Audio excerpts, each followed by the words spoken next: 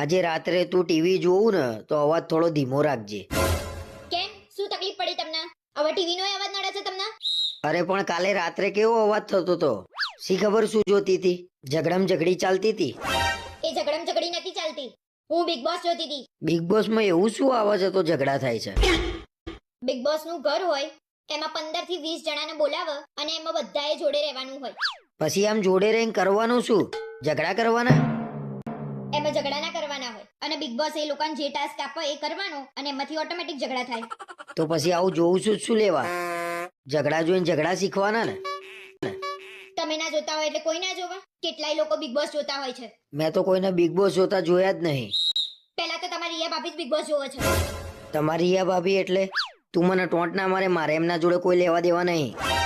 રિયા ભાભી big boss જોવે છે તો મારે જોવાનું ચાલુ કરવું પડશે બિગ બોસ. હા વાહ, હોશિયારી ના મારશો, બધી ખબર છે મને. એ બધું છોડ ને, આ બધા બિગ બોસ માં ભેગા થઈને ઝઘડો કરે તો એ ઝઘડવાના પૈસા મળે એમના? હાસ તો પૈસા તો મળે જ ને.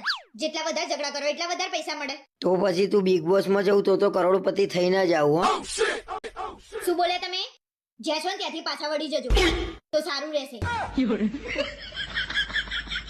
એ ભગવાન, મારા ઘરમાં તો પહેલેથી બિગ બોસ જ ચાલતું આવ્યું છે ને.